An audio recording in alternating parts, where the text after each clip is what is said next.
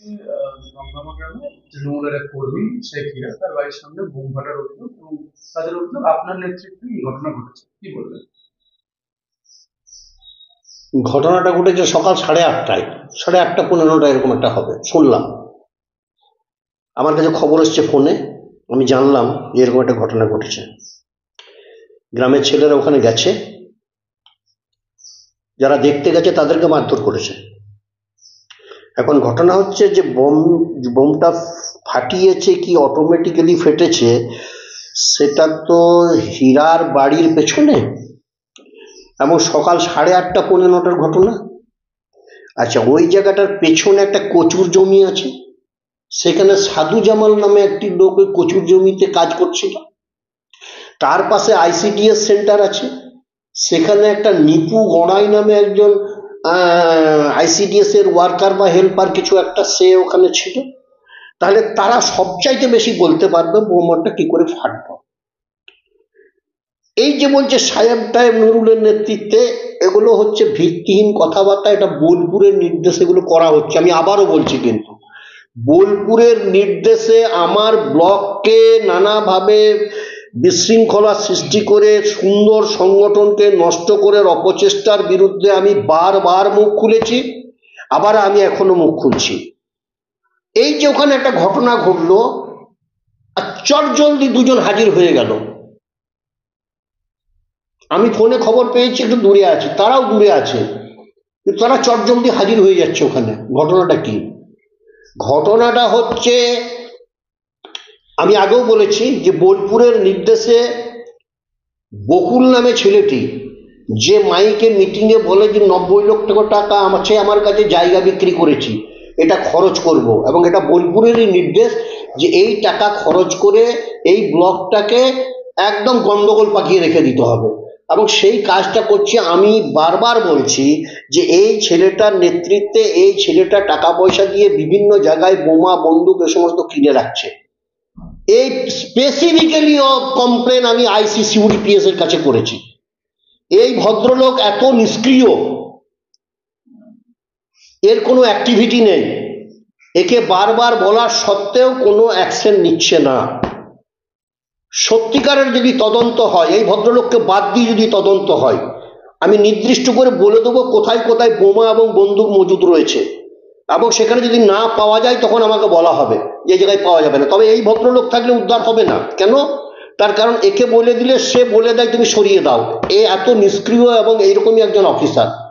এর সঙ্গে আরও 1-2জন এসআই টাইপের আছে এই সিউড়ি থানার আইসি, এবং তার সঙ্গে 1-2জন, সবাই নয়, অ্যাজ এ হোল গোটা সিউড়ি থানা নয়, কিন্তু সিউড়ি থানার বর্তমান আইসি এবং আরও 1-2জন অফিসার ওর হ্যান্ডস, যাদের এই বকুলের সঙ্গে একটা সম্পর্ক আছে। সে সম্পর্কটা হচ্ছে টাকার সম্পর্ক।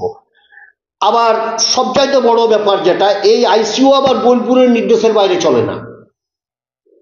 এবং আমি স্পেসিফিক্যালি কত কমপ্লেন করেছি এই ভদ্রলোককে, যে গোপালপুরে সেদিন বোম ব্লাস্ট হয়েছে, যেদিন গোপালপুর একটা মিটিং করেছিল ওরা, সেটা বোম ব্লাস্ট হয়েছে। সেই বোম ব্লাস্টের পরে পরে আমার কাছে একটা খবর এলো, আমি সঙ্গে সঙ্গে খবর দিলাম। কোথাও কিচ্ছু নয়, আমাকে বুঝিয়ে দেওয়া হলো চকলেট বোমা ফেটেছে।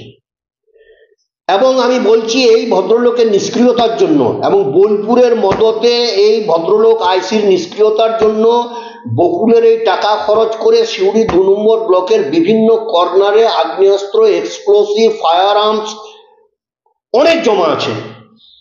যদি নিরপেক্ষভাবে তদন্তের একটা ব্যবস্থা কিছু থাকে, অবশ্যই এগুলো উদ্ঘাটন হবে।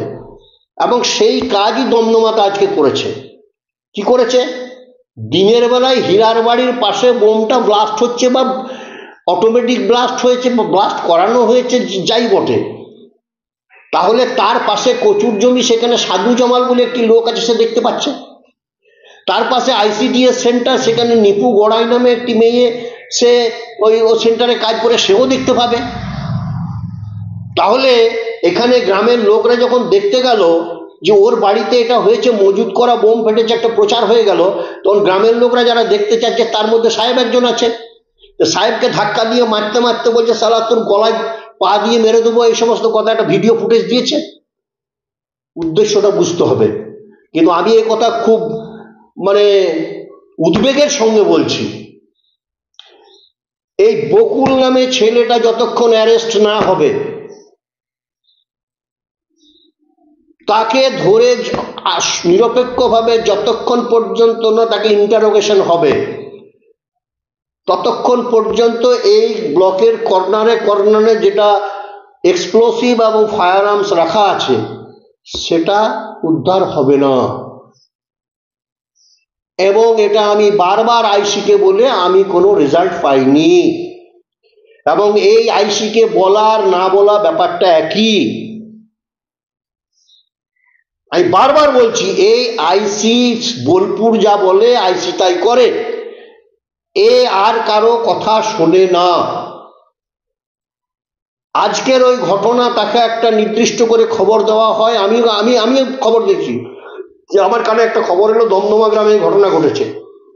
আমি দেখছি আকারে থেকে যাচ্ছে। উপরন্তু করেছি কিনা আমার খারাপ লাগে কত, কোনো একজন এসআই বা এসআই যে গিয়েছে, সকালবেলায় ঘটনাটা ঘটছে সকাল 8:30 পৌনে 9টায়। আচ্ছা, তাহলে মানুষ সবাই দেখতে পাবে সব কিছু। সাহেবের ঘর দিকে একটা পুলিশের গাড়ি পাঠিয়ে দিয়েছে তাকে ভয় দেখানোর জন্য। মানে কি? মানে হচ্ছে আমাদের সংগঠনটাকে ভেঙে আরো নষ্ট করে দেওয়ার একটা চেষ্টা হচ্ছে। মানে বোলপুর বলে দিয়েছে যে কোনো ভাবে ওখানে নুরুলের কাছ থেকে সংগঠনটাকে কেড়ে নিয়ে ওকে জমি থেকে তুলে দিয়ে তোরা দখল নিয়ে নে, এই যে কথাটা বোলপুর বলেছিল না, সেই কথাটাকে বাস্তবায়িত করার জন্য যতটা নিচে নামতে হয় বোলপুরের নির্দেশে ততটাই নামছে। এবং আমি এ কথা বলছি, বকুল ছেলেটাকে অ্যারেস্ট করে নিলে এই সিউড়ি 2 নম্বর ব্লকের বিভিন্ন কর্নারে ওর রাখা এক্সপ্লোসিভ এবং ফায়ার আর্মস আছে, যেগুলো অ্যান্টি সোশ্যালদের হাতে রয়েছে। আইসিকে বলার সত্ত্বেও কোনো ব্যবস্থা হয়নি। এটা ইমিডিয়েট ব্যবস্থা নেওয়ার প্রয়োজন আছে। পুলিশের ঊর্ধ্বতন